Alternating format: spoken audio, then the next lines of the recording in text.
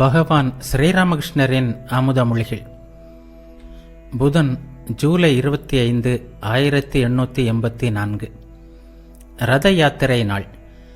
கல்கத்தாவில் உள்ள ஈசானனின் அழைப்பை ஏற்று குருதேவர் காலையில் அவரது வீட்டிற்கு சென்றார். டண்டானியாவில் அவரது வீடு இருந்தது. அங்கே சென்றபோது அருகிலுள்ள கல்லூரி சாலையில் சட்டர்ஜியின் வீட்டில் பண்டித சசதர் இருப்பதை கேள்விப்பட்டார். அவரை காண விரும்பினார். மாலையில் அவரை பார்க்க செல்வது என்று முடிவு செய்தனர். காலை 10 மணி இருக்கும். ஈசானின் வீட்டில் கீழ்த்தளத்தில் உள்ள வரவேற்பறையில் குருதேவர் பக்தர்களுடன் அமர்ந்திருந்தார். ஈசானுக்கு தெரிந்த ஓரிரு பாட்படா பிராமணர்களும் வந்திருந்தனர். அவர்களுள் ஒருவர் பாகவத பண்டிதர். குருதேவருடன் ஹாஸ்ராவும் மற்ற ஓரிரு பக்தர்களும் வந்திருந்தனர். ஸ்ரீசரும் ஈசானின் மற்ற பிள்ளைகளும் அங்கு இருந்தனர். ஒரு தாந்திரிக பக்தரும் வந்திருந்தார். அவர் நெற்றியில் குங்கும பொட்டு வைத்திருந்தார். அதை கண்ட குருதேவர் சிரித்துக்கொண்டே, என்ன இவருக்கு முத்திரை குத்திருக்கிறதே என்றார். சிறிது நேரத்திற்கு பிறகு மாவும் நரேந்திரரும் வந்தனர். இருவரும் குருதேவரை வணங்கிவிட்டு அருகில் அமர்ந்தனர். தாம் இன்னும் சில நாட்கள் ஈசானின் வீட்டிற்கு செல்வதாகவும் நரேந்திரரை அழைத்து கொண்டு அங்கு செல்லுமாறும் குருதேவர் ஏற்கனவே மாவிடம் கூறியிருந்தார். மாவை கண்டதும் குருதேவர் அவரிடம், அன்று உன் வீட்டிற்கு வர நினைத்தேன். ஆமாம், உன் வீட்டு முகவரி என்ன என்று கேட்டார். மா கூறினார், சுவாமி, தற்போது ஷியாம்புகூரில் தேலிபாடா பள்ளிக்கூடத்திற்கு அருகில் வசித்து வருகிறேன். குருதேவர் கூறினார், இன்று பள்ளிக்கூடத்திற்கு போகவில்லையா? மா கூறினார், இல்லை சுவாமி, இன்று ரத யாத்திரை விடுமுறை. நரேந்திரருடைய தந்தையின் மறைவுக்கு பிறகு வீடு வறுமையில் வாடியது. வீட்டிற்கு மூத்த மகன் அவர். சிறுவயது சகோதர சகோதரிகள் ஓரிருவர் இருந்தனர். தந்தை ஒரு வக்கீலாக இருந்தார். அவர் சொத்து எதையும் விட்டு செல்லவில்லை. குடும்பத்தை காப்பாற்ற வேண்டி நரேந்திரர் வேலை தேடிக் கொண்டிருந்தார். அவரது வேலைக்காக குருதேவர் ஈசான் முதலிய பக்தர்களிடம் சொல்லி வைத்திருந்தார். ஈசான் கண்ட்ரோலர் ஜெனரல் ஆபீஸில் ஒரு அதிகாரியாக இருந்தார். குருதேவர் நரேந்திரரை பற்றி மிகுந்த கவலை கொண்டிருந்தார். நான் உன்னை பற்றி ஈசானிடம் சொல்லியிருக்கிறேன். ஒரு நாள் ஈசான் தட்சிணேஸ்வரத்திற்கு வந்திருந்தார் அல்லவா, அப்போதுதான் சொன்னேன். அவருக்கு பலரை தெரியும் என்றார். பாட்டு ஆரம்பமாக இருந்தது. தம்பூரா, தபேலா முதலிய பக்கவாத்தியங்கள் தயாராக இருந்தன.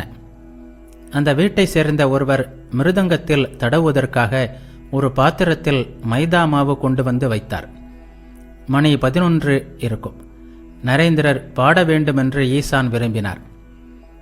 ஸ்ரீராமகிருஷ்ணர் ஈசானிடம் கூறினார், இப்போதுதான் மைதா வருகிறதா? அப்படியானால் சாப்பாட்டிற்கு நீண்ட நேரம் ஆவது உறுதி. ஈசான் சிரித்துக்கொண்டே, இல்லை சுவாமி, அவ்வளவு நேரம் ஆகாது. பக்தர்கள் பலர் சிரித்தனர். பாகவத பண்டிதரும் சிரித்துக்கொண்டே ஒரு சுலோகத்தை சொன்னார். பிறகு அதற்கு பொருள் கூறினார். தத்துவ சாஸ்திரங்களை விட காவியங்கள் மனத்தை கவரக்கூடியவை. காவியங்களை படிக்கும்போதோ கேட்கும்போதோ வேதாந்தம், சாங்கியம், நியாயம், பாதஞ்சலம் என்று தத்துவ சாஸ்திரம் எல்லாம் வறண்டதாக தோன்றுகிறது. காவியங்களை விட மனத்தை சுண்டி இழுப்பது பாட்டு. பாட்டினால் கல் நெஞ்சம் கரைந்து விடுகிறது. சங்கீதத்திற்கு இவ்வளவு கவர்ச்சி இருந்தாலும் ஓர் அழகான பெண் அருகில் வந்தால் காவியம் சுவை இழந்து விடுகிறது. சங்கீதம் கூட மனத்தை கவர்வதில்லை. மனம் முழுவதும் பெண்ணையே நாடி செல்கிறது. ஆனால் பசி வந்தாலோ காவியம், சங்கீதம், பெண் எதுவுமே படிப்பதில்லை. அன்ன விசாரம், அதுவே விசாரம்.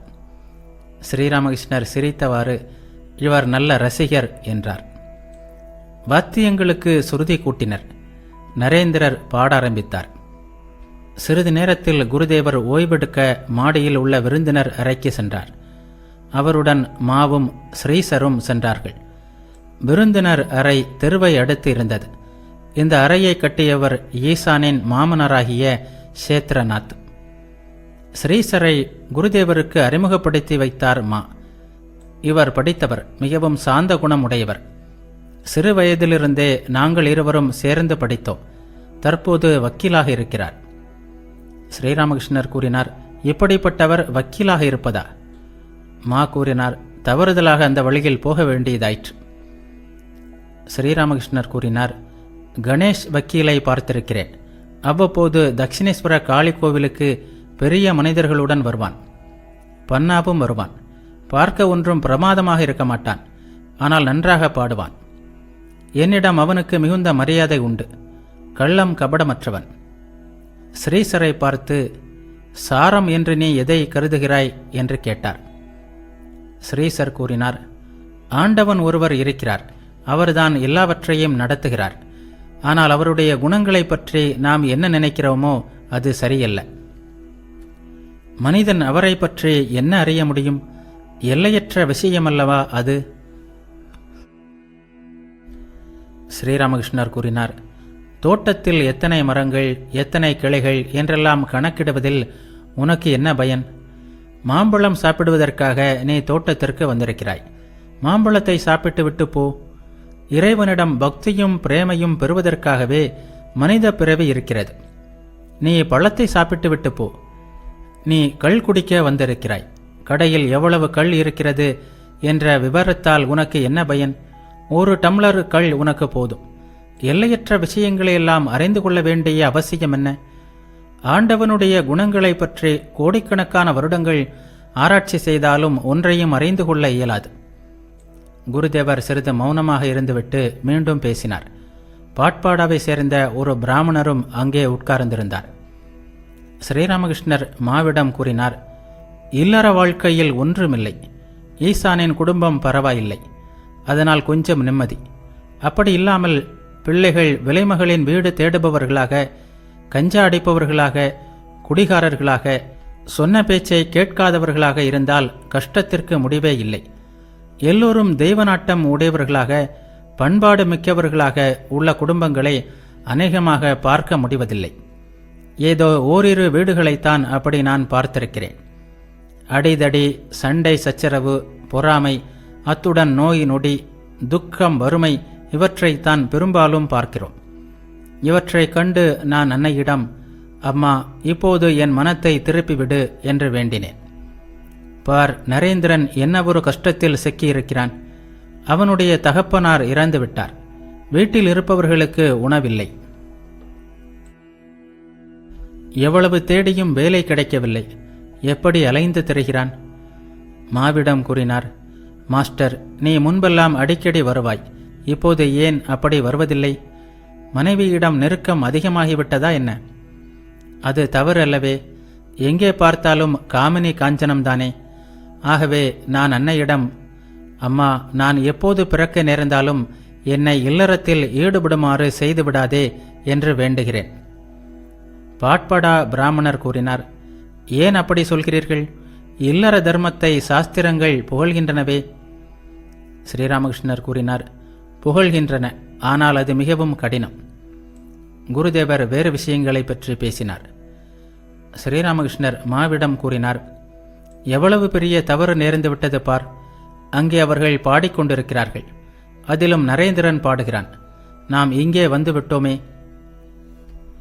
பிற்பகல் சுமார் 4 மணிக்கு குருதேவர் பண்டித சசதரின் வீட்டிற்கு செல்வதற்காக வண்டியில் ஏறினார்.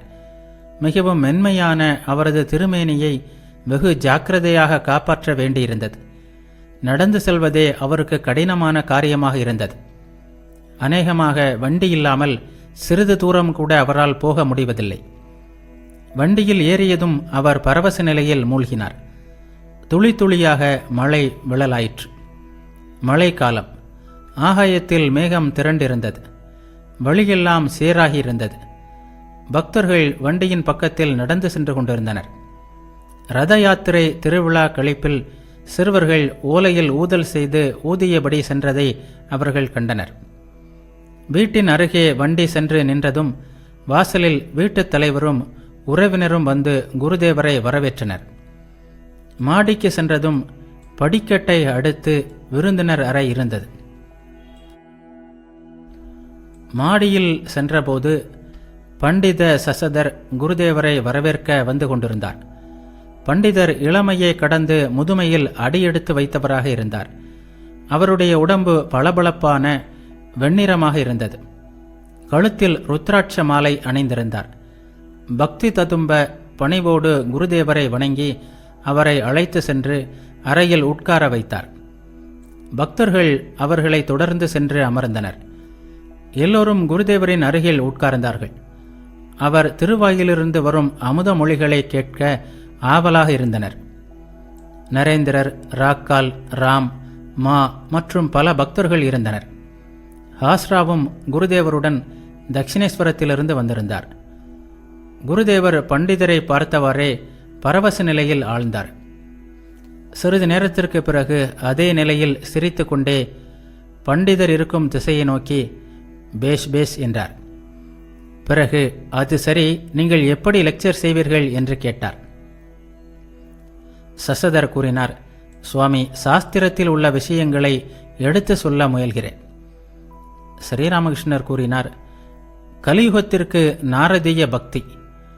சாஸ்திரங்கள் கூறுகின்ற கர்மங்களை செய்ய நேரம் எங்கே இருக்கிறது? தற்கால காய்ச்சலுக்கு தசமூல கஷாயம் சரிப்பட்டு வராது. அதை கொடுத்தால் நோயாளியின் நிலைமை மோசமாகிவிடும். இப்போது ஃபீவர் மிக்சர் தான். கர்மங்களை செய்யும்படி சொல்வதானால் தலையையும் வாலையும் நீக்கிவிட்டு கொடுங்கள். ஆபோ தன்யன்யா போன்ற எல்லாம் நீங்கள் சொல்ல தேவையில்லை. காயத்ரி ஜபம் செய்தாலே போதும் என்று நான் மக்களிடம் கூறுவேன். கர்மங்களை பற்றி சொல்ல விரும்பினால் ஈசானை போன்ற இரண்டொரு கர்மவாதிகளுக்கு சொல்லலாம். 1000 லெக்சர் செய்யுங்கள், ஆனாலும் உலகியல் மக்களிடம் அவை எந்த தாக்கத்தையும் ஏற்படுத்தாது. கல் சுவரில் ஆணி அடிக்க முடியுமா? ஆணையின் தலைதான் உடையுமே தவிர சுவரில் அது ஏறாது. முதலையின் முதுகில் வாளால் வெட்டினால் என்ன நடக்கும்? சாதுவின் சுரை குடுக்கை 4 புண்ணிய தலங்களுக்கும் போய் வருகிறது. ஆனாலும் அதன் கசப்பு அப்படியேதான் இருக்கிறது. உங்கள் லெக்சர் உலகியல் மனிதர்களிடம் பெரிதாக எதையும் செய்யவில்லை என்பதை படிப்படியாக அறிந்து கொள்வீர்கள். எடுத்த எடுப்பில் கன்றுக்குட்டியால் நிற்க முடிவதில்லை. அவ்வப்போது விழும், மறுபடியும் எழுந்து நிற்கும். இப்படித்தானே அது நிற்கவும் நடக்கவும் கற்றுக்கொள்கிறது. பக்தன் யார், உலகியல் மனிதன் யார் என்று உங்களால் பிரித்தறிய முடியவில்லை. அது உங்கள் குற்றமல்ல. சுழற்காற்று அடிக்கும்போது எது புளிய மரம் எது மாமரம் என்பதை முதலில் அறிய முடியாது. இறை அனுபூதி கிடைக்காமல் யாராலும் ஒரே அடியாக கர்மங்களை விட முடியாது. சந்தியா முதலிய கர்மங்கள் எத்தனை நாட்களுக்கு? தெய்வநாமத்தை உச்சரிக்கும் போது கண்களிலிருந்து நீர் வழியாமல் மயிர்கூச்செறியாமல் இருக்கும் வரைதான். ஓம் ராம் என்று ஒரு முறை சொன்னதும் கண்களில் நீர் பெருகுமானால் அதன் பிறகு உங்களுக்கு கர்மங்கள் இல்லை என்பதை அறிந்து கொள்ளுங்கள். அதன் பிறகு நீங்கள் சந்தியா முதலிய கர்மங்களை செய்ய வேண்டிய அவசியமில்லை. பழம் தோன்றியதும் பூ உதிர்ந்து விடுகிறது. பக்தி என்பது பழம், கர்மம்தான் பூ. பெண் கருவுற்றால் அவளால் அதிக வேலை செய்ய முடியாது. உடனே மாமியார் அவளுடைய வேலைகளை நாளுக்கு நாள் குறைக்கிறாள். 10 மாதங்கள் ஆகிவிட்டால் அவளை அநேகமாக வேலை செய்ய விடுவதில்லை. குழந்தை பிறந்த பிறகு அதை கொஞ்சி குலவுவதுதான் மருமகளின் வேலை. வேறு வேலைகளை அவள் செய்ய வேண்டியதில்லை. சந்தியா காயத்ரியில் ஒடுங்குகிறது. காயத்ரி பிரணவத்தில் ஒடுங்குகிறது. பிரணவம் சமாதியில் ஒடுங்குகிறது. மணி ஓசை டம் டா ஆ ம் என்று ஒடுங்குவது போல் யோகி நாதத்தை பிளந்து கொண்டு பரபிரமத்தில் ஒடுங்குகிறான். சமாதியில் சந்தியா முதலிய செயல்கள் ஒடுங்குகின்றன. ஞானிகளுக்கு செயல் துறவு இவ்வாறு ஏற்படுகிறது. சமாதியை பற்றி பேசிக்கொண்டே குருதேவர் பரவச நிலையை அடைந்தார். அவரது நிலவு முகத்திலிருந்து தெய்வீக ஒளி வீசியது. அவருக்கு புற உணர்வு இல்லை, பேச்சு இல்லை, கண்கள் அசைவற்று இருந்தன. அவர் நிச்சயமாக உலகநாதனை தரிசித்துக் கொண்டிருந்தார். நீண்ட நேரத்திற்கு பிறகு புற உணர்வை பெற்றதும் ஒரு சிறுவனைப் போல் நான் தண்ணீர் குடிக்க வேண்டும் என்றார். சமாதி நிலைக்கு பிறகு அவர் இப்படி சொன்னால் படிப்படியாக புற உணர்வை அடைகிறார் என்பது பொருள் என்று பக்தர்களுக்கு தெரியும். குருதேவர் பரவச நிலையிலேயே பேசினார். அம்மா, அன்று வித்யாசாகரை எனக்கு காட்டினாய். நான் இன்னொரு பண்டிதரை பார்க்க வேண்டும் என்று உன்னிடம் கேட்டிருந்தேன். ஆகவேதான் என்னை இங்கே அழைத்து வந்திருக்கிறாய். பிறகு சசதரின் பக்கம் திரும்பி அவரிடம், இன்னும் சிறிது ஆற்றலை அதிகரித்துக் கொள்ளுங்கள். இன்னும் சில நாட்கள் சாதனை தபம் செய்யுங்கள். மரத்தில் ஏறும் முன்பே ஒரு குலை பழம் பறிக்க நினைக்கிறீர்களே, ஆனால் இவற்றையெல்லாம் மக்களின் நன்மைக்காக செய்கிறீர்கள் என்று கூறிவிட்டு தலை குனிந்து அவரை வணங்கினார். பிறகு மீண்டும் கூறினார், உங்களை பற்றி முதலில் கேள்விப்பட்ட போது அந்த பண்டிதர் வெறும் பண்டிதர் மட்டுமா, அல்லது அவரிடம் விவேக வைராக்கியம் இருக்கிறதா என்று கேட்டேன். எந்த பண்டிதரிடம் விவேகம் இல்லையோ அவர் பண்டிதரே அல்ல. இறையாணை பெற்றவன் மக்களுக்கு போதிப்பதில் தவறில்லை. ஆணை பெற்ற ஒருவன் மக்களுக்கு போதித்தால் அவனை யாரும் தோற்கடிக்க முடியாது. கலைமகளிடமிருந்து வரும் ஒரே ஒரு ஒளிக்கிரணம் போதும். அந்த சக்தியின் முன்னால் பெரிய பெரிய பண்டிதர்களும் மண்புழுவை போல் ஆகிவிடுகின்றனர். விளக்கை ஏற்றினால் ஈசல் பூச்சிகள் கூட்டம் கூட்டமாக தானாகவே வருகின்றன. அவற்றை அழைக்க வேண்டிய அவசியமில்லை. அதுபோல் இறைவனின் ஆணை பெற்றவன் மக்களை கூப்பிட வேண்டியதில்லை. இன்ன நேரம் லெக்சர் நடக்கும் என்று விளம்பரம் செய்ய வேண்டியதில்லை. அவனுடைய வசீகர சக்தியால் மக்கள் தாமாகவே அவனிடம் வந்து சேர்கின்றனர். அரசர், செல்வந்தர் என்று எல்லோரும் கூட்டம் கூட்டமாக வருகின்றனர். நீங்கள் என்ன ஏற்றுக்கொள்வீர்கள்? மாம்பழம், இனிப்பு, பணம், காசு, சால்வை எல்லாம் கொண்டு வந்திருக்கிறோம், நீங்கள் எதை பெற்றுக்கொள்வீர்கள் என்று கேட்பார்கள். இப்படிப்பட்ட மனிதர்களை பார்த்து நான் கூறுகிறேன், போய்விடுங்கள், எனக்கு இவை எதுவும் பிடிக்காது, எனக்கு ஒன்றும் வேண்டாம் என்று சொல்கிறேன். காந்தக்கல் இரும்பிடம் நீ என் அருகில் வா என்று சொல்கிறதா? வா என்று கூப்பிட வேண்டிய அவசியமே இல்லை. காந்தக்கல்லின் கவர்ச்சியின் காரணமாக இரும்பு தானாக ஓடி வருகிறது. இவர்கள் பண்டிதர்கள் அல்ல, உண்மைதான். அதற்காக இவர்களுக்கு ஞானம் குறைவு என்று எண்ணக்கூடாது. புத்தக படிப்பினால் ஞானம் கிடைக்குமா என்ன? இறையாணை பெற்றவனின் ஞானத்திற்கு எல்லையே இல்லை. அந்த ஞானம் இறைவனிடமிருந்து வருகிறது. ஒருபோதும் அது தீராது. கிராமப்புறங்களில் நெல் அளக்கும்போது ஒருவன் அளப்பான், மற்றொருவன் குவியலை தள்ளி கொடுப்பான். அதுபோல் இறையாணை பெற்றவன் எவ்வளவு போதித்தாலும் தேவி பின்னால் இருந்து கொண்டு ஞான குவியலை தள்ளி கொடுத்தபடி இருப்பாள். அந்த ஞானம் ஒருபோதும் தீராது. தேவியின் கடைக்கண் பார்வை ஒருமுறை கிடைத்து விடுமானால் அதன் பிறகு ஞானத்திற்கு ஏதாவது குறை இருக்குமா என்ன? இறையாணை பெற்றிருக்கிறீர்களா என்று அதனால்தான் கேட்கிறேன். ஹாஸ்ரா கூறினார், ஆமாம், நிச்சயமாக ஆணை பெற்றிருக்கிறார். நீங்கள் என்ன சொல்கிறீர்கள் ஐயா? பண்டிதர் கூறினார், ஆணையா? இல்லை, அப்படி ஒன்றும் பெறவில்லை. வீட்டு எஜமானர் கூறினார், ஆணை பெறவில்லைதான், கடமை என்ற உணர்வில் லெக்சர் செய்கிறார். ஸ்ரீராமகிருஷ்ணர் கூறினார், ஆணை பெறாதவனின் லெக்சரால் என்ன பயன்? பிரம்ம சமாஜத்தை சேர்ந்த ஒருவன் தனது லெக்சரில், சகோதரர்களே, நான் எவ்வளவோ கள் குடித்தேன், நான் அப்படி செய்தேன், இப்படி செய்தேன் என்றெல்லாம் சொல்லிக் கொண்டிருந்தான். இதை கேட்டு அங்கே கூடியிருந்த மக்கள், பொறுக்கி, கள் குடித்தானா, என்னென்ன செய்திருக்கிறான் பார்த்தாயா என்ற தங்களுக்குள் பேச ஆரம்பித்தார்கள். இவர்களின் லெக்சரால் விபரீதம்தான் விளைகிறது. எனவே நல்லவனாக இல்லாவிட்டால் அவனது லெக்சரால் எந்த பயனும் இல்லை. பரிசாலை சேர்ந்த உதவி நீதிபதி ஒருவர் என்னிடம், சுவாமி, நீங்கள் பிரச்சாரம் செய்ய ஆரம்பியுங்கள், நானும் கச்சை கட்டிக்கொண்டு இறங்குகிறேன் என்று சொன்னார். அதற்கு நான் அவரிடம் சொன்னேன், அப்பா பொறு, இதை கேள். காமார்புகூரில் ஹல்தார்புகூர் என்ற குளம் இருக்கிறது. அதன் கரையில் பலரும் வெளிக்கு போவார்கள். காலையில் குளத்திற்கு வருபவர்கள் அவர்களை திட்டுகிற திட்டில் பூதங்கள் கூட ஓடிவிடும். ஆனால் இந்த ஏச்சாலும் பேச்சாலும் எந்த பயனும் ஏற்படவில்லை. மறுநாளும் அதே கதைதான். சில நாட்களுக்கு பிறகு கும்பினியிலிருந்து ஒரு சேவகன் குளத்தின் அருகில் ஓர் அறிவிப்பு பலகையை வைத்தான். என்ன ஆச்சரியம், அசுத்தம் செய்வது அடியோடு நின்றுவிட்டது. ஆகவேதான் சொல்கிறேன், சாத்தனும் சடையனும் லெக்சர் செய்வதால் எதுவும் நடக்கப் போவதில்லை. சீருடை அணிந்தால்தானே மக்கள் மதிப்பார்கள். இறையாணை இல்லாவிட்டால் மனிதர்களுக்கு போதிப்பது நடக்காது. மனிதர்களுக்கு போதிப்பவனுக்கு அதிக சக்தி வேண்டும். கல்கத்தாவில் பல ஹனுமான் பூரிகள் இருக்கிறார்கள். நீங்கள் அவர்களுடன் மோத வேண்டும். இங்கே இருப்பவர்களை சுட்டிக்காட்டி இவர்களெல்லாம் வெறும் ஆடுகள். சைத்தன்ய தேவர் ஓர் அவதார புருஷர். அவ்வளவு செய்துவிட்டு போனாரே, அதில் ஏதாவது இன்றே மிஞ்சி இருக்கிறதா? சொல் பார்க்கலாம். அப்படி இருக்க ஆணை பெறாதவனின் லெக்சரால் ஏதாவது பயன் ஏற்படுமா? ஆகவேதான் இறைவனின் பாத கமலங்களில் மூழ்குங்கள் என்கிறேன். இவ்வாறு கூறிவிட்டு குருதேவர் பிரேம பித்து கொண்டவராய் பாட ஆரம்பித்தார். மூழ்குக மூழ்குக மூழ்குக மனமே, இந்த கடலில் மூழ்கினால் மரணமில்லை. இது அமுதக்கடல் அல்லவா? நான் நரேந்திரனிடம், இறைவன் இனிமை கடல், இந்த கடலில் நீ மூழ்குவாயா மாட்டாயா சொல். ஒரு கிண்ணம் நிறைய இனிப்பு பானகம் இருப்பதாக வைத்துக்கொள்.